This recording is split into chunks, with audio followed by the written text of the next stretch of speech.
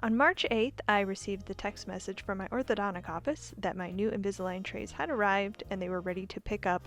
No appointment needed, no change in attachments, and I could just swing in and get them. It did end up changing my start date of my trays. Unless I had wanted to wait a whole week, I would have to be putting in a new tray on a Wednesday. But It is Wednesday, my dudes. I never turned down the opportunity to use a meme.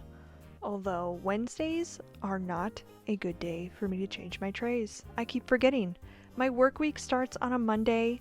It just makes sense to have my trays change on a Monday.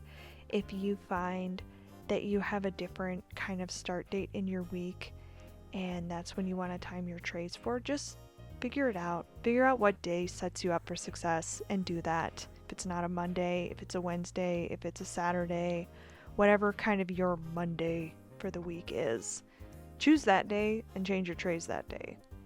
Make it easy on yourself. Tray changes have been business as usual. The only different business this round is no rubber band, which is really great. Not having to manage rubber bands is pretty lovely. I never mind, it didn't bother me to wear them, but it was just another thing to manage, and it's really nice to not have to worry about them and have to manage the supply. Make sure you have enough of them. And they just somehow magically manage to get everywhere in your life when you wear them. They just crawl up out of the trash can and get everywhere. So it's really nice to not have them anymore. And that bottom tooth is moving, as you will see in the treatment plan. This little insert was in my box of aligners, and I've never seen it before. I will have to go into my other boxes and see if they had these in it, or if this just wasn't supposed to be left in the box for me. But I found it really interesting, and from what I can tell of what it's saying here is that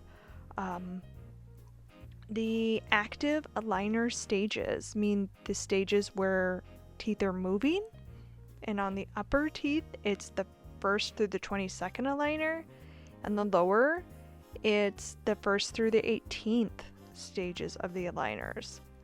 The passive aligner stages are 19 through 22, which is where like no movement is happening, and then overcorrection happens from aligner 23 to 25 on both the upper and lower.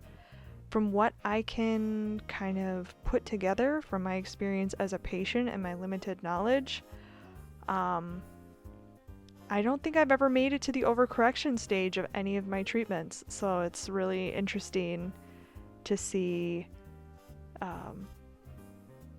kind of what that whole big picture looks like when you actually finish the whole box.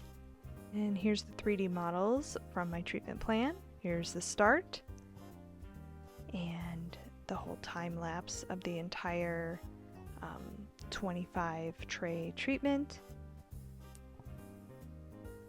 And here's the view of the bottom. You can really see that little tooth that had the button on it. It's really moving. It's really cooking there. Getting pulled out into line, and that really reflects in the photos that I've taken so far. You can see the top, what is happening. You can see that it's pulling kind of my overbite in and widening things out. Very interesting. Oh, and then shrinking it down. There's week 1 and week 25. Just for a comparison back and forth. 125, 125. So that's quite a big difference. Well, I'm not sure if we'll ever make it to 25 until we're done for sure at the end of treatment. But I guess time will tell. And here's a little footage of that bottom tooth moving. Here it was on March 4th on the first tray. And there's on March 23rd. So it is really moving. I'm very confident that that little tooth is going to be right where it's supposed to be at the end of treatment. So stay tuned and I'll keep posting my results. Thanks for watching.